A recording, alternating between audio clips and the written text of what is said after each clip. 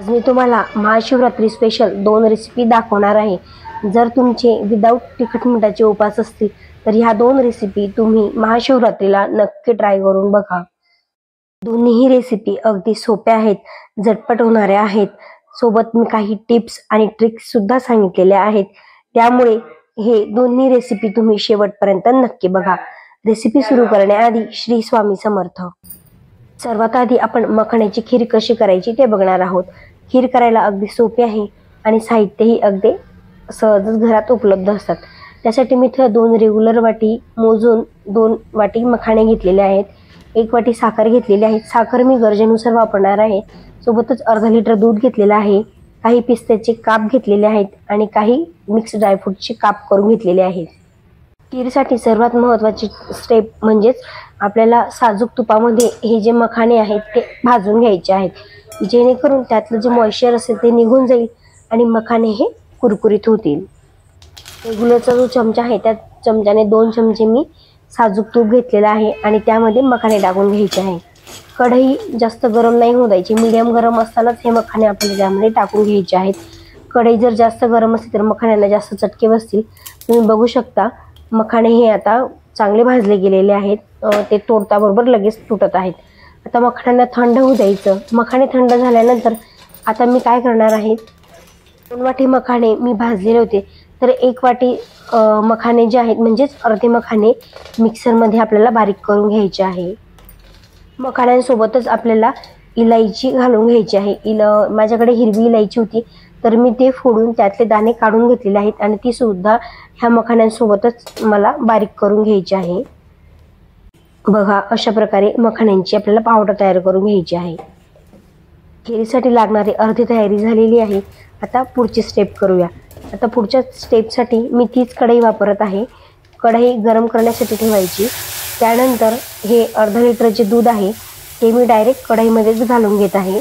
कढईमध्येच मी याला गरम करून घेत आहे। तुमच्याकडे जर आधीच गरम केलेलं दूध असेल तर ते तुम्ही वापरलं तरी सुद्धा चालेल। मी पॅकेटमधलंच दूध वापरलेलं आहे, त्यामुळे दुधाला मी थोडं ढवळून घेते, जेणेकरून खाली त्याचे स्टार्च बसणार नाहीत। सर्व दूध व्यवस्थित हलवून घ्यायचं। गॅस मोठा ठेवलेला आहे मी। दुधाला उकळी फुटू द्यायची आहे। उकळी फुटताच बरोबर आपल्याला पुन्हा हे दूध ढवळत राहायचं आहे, जेणेकरून दूध हे बाहेर उतू जाणार नाही। दुधाला उकळीच फुटताच बरोबर आपल्याला हे दूध कंटिन्यू ढवळत राहायचं आहे। बघा, अशा प्रकारे दुधाला चांगली उकळी फुटू द्यायची आहे।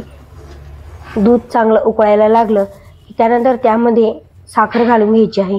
तुम्हाला खीर किती गोड आणि किती कमी गोड आवडते त्यानुसार तुम्ही साखरेचा अंदाज घेऊन साखर यामध्ये घाला। साखर सोबतच मी यामध्ये जे ड्रायफ्रूट्स आहेत ते सुद्धा घालून घेत आहे, जेणेकरून दूध उकळेल तर म्हणजे ते पण शिजून जातील, तर ते कच्चे लागणार नाही। याच्यासोबतच मी मखाण्यांची जी केलेली पावडर आहे ती सुद्धा यासोबतच घालून घेते। दुधाला उकळी फुटल्यानंतर ही पावडर आपल्याला लगेच घालून घ्यायची आहे, म्हणजे जेणेकरून आपल्याला दुधाच्या घट्टपणाचा अंदाज येतो। सर्व मिश्रण चांगलं एकजीव करून झालं आणि परत दुधाला उकळी फुटल्यानंतर यामध्ये मखाणे घालून घ्यायचे आहे। जर तुम्हाला मखाणे संपूर्ण खीर झाल्यानंतर घालायचे असेल तर तुम्ही संपूर्ण खीर झाल्यानंतर सुद्धा मखाणे घालू शकतात, परंतु मी आधीच घालून घेते की जेणेकरून हे मखाणे दुधामध्ये भिजून जरा नरम होऊन जातील। तुम्ही बघू शकता आता दुधाला छान उकळी फुटलेली आहे। मखाण्याची खीर तयार झालेली आहे। आता सगळ्यात महत्त्वाची टीप म्हणजे की ही जी खीर आहे ती थंड झाल्यानंतर अगदी घट्ट होते, त्यामुळे ज्यावेळेस आपण खीर उकळत असेल त्याच वेळेस लगेच गॅस बंद करायचा आहे, कारण ही खीर थंड झाली की खूप घट्ट होऊन जाते। जर तुम्ही दूध उकळत असताना जर तिची घट्ट होण्याची वाट बघितली तर ती अजून जास्त घट्ट होऊन जाईल। त्यामुळे थोडी खीर पातळ असतानाच आपल्याला गॅस बंद करून घ्यायचा आहे, कारण मी ही खीर ज्यावेळेस आता तुम्हाला दाखवली तर ती जरा पातळ दिसत आहे, पण थोड्या वेळानंतर ही सर्व खीर जी आहे ती घट्ट होऊन गेलेली होती। जर तुम्हाला यामध्ये केसर घालायचं असेल तर तुम्ही केसर घातलं तरी सुद्धा काही हरकत नाही, किंवा तुम्ही फूड कलरही यामध्ये वापरू शकतात। परंतु मखाण्यांची खीर म्हटली तर ती पांढरीच असते, त्यामुळे यात कुठलेही आपल्याला कस्टर्ड पावडर किंवा रंग घालण्याची गरज नसते। मखाण्यांची पावडर जी आपण यामध्ये घातलेली होती त्यामुळेच खीर बऱ्यापैकी घट्ट होऊन जाते। त्यामुळे खिरीचा गॅस बंद करताना ही काळजी नक्की घ्यायची आहे। त्यानंतर आपली मखाण्याची खीर सर्व करण्यासाठी रेडी आहे। मला जर ही मखाण्याची खीरची रेसिपी आवडली असेल तर व्हिडिओला एक लाईक नक्की करून घ्या आणि ही मखाण्याची खीरची रेसिपी महाशिवरात्रीला ट्राय करायला विसरू नका। चला तर मग आता आपली दुसऱ्या रेसिपीला सुरुवात करूया। दुसरी रेसिपी आहे शेंगदाण्याचे लाडू। लाडू करण्यासाठी मी इथं आपली जी रेग्युलरची वाटी असते तुम्ही बघू शकता, ह्या रेग्युलरच्या वाटीने मी 3 वाटी मोजून शेंगदाणे घेतलेले आहेत। मोजून यासाठी घेतलेले आहेत कारण आपल्याला याचा गुळासाठी अंदाज घेता येतो। 3 वाटी शेंगदाणे मी स्वच्छ निवडून घेतले।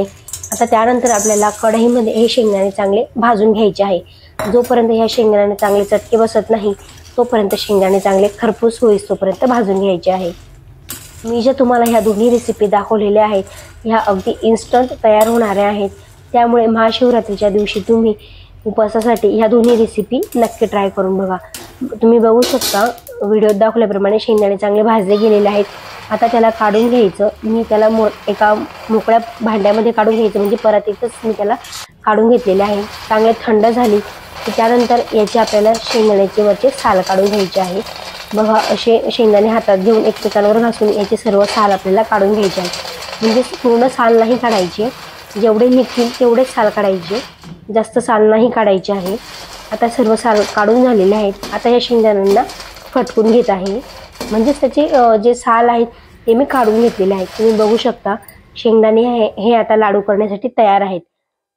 आता माझ्याकडे जे मिक्सरचं भांडं आहे त्या भांड्यामध्ये हे जे शेंगदाणे आहेत ते 2 बॅचमध्ये मिक्सीमध्ये वाटून तयार होतील।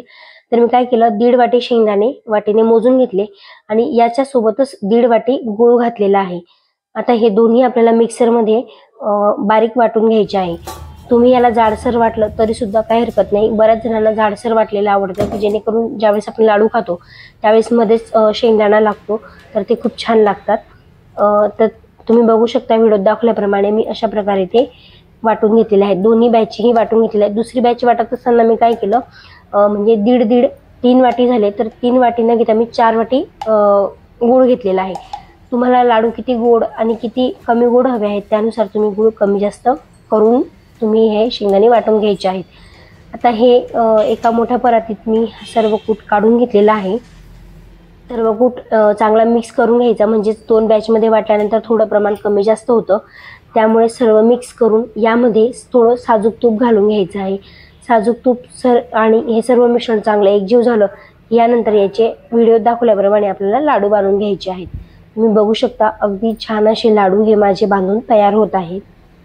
लाडू आपल्याला किती लहान आणि किती मोठा हवा आहे त्यानुसार अंदाज घ्यायचा आणि त्यानुसार लाडू हे सर्व बांधून घ्यायचे आहे।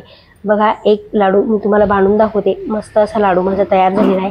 याचा आकाराला काही इतकं हे नाही की गोलच आला पाहिजे, पण लाडू हे हातात केल्यानंतर ते गोलच तयार होतात। बघू शकता मस्त असे एक एक करून मी सर्व लाडू हे बांधून घेतलेले आहेत। तुम्हाला आज मी ह्या महाशिवरात्री स्पेशल 2 दाखवलेल्या रेसिपी, एक मखाण्याची खीर आणि शेंगदाण्याचे लाडू, ह्या 2 रेसिपी कशा वाटल्या मला कमेंट बॉक्समध्ये प्लीज नक्की कळवा। आणि सोबतच माझ्या ह्या दोन्ही रेसिपी तुम्हाला आवडल्या असतील तर प्लीज व्हिडिओला लाईक नक्की करून घ्या। आणि तुम्ही चॅनलवर नवीन असाल, चॅनलला अजून सबस्क्राईब केलं नसेल तर प्लीज चॅनलला सबस्क्राईब नक्की करून घ्या। सोबतच मित्रमैत्रिणींसोबत हा व्हिडिओ शेअर नक्की करा।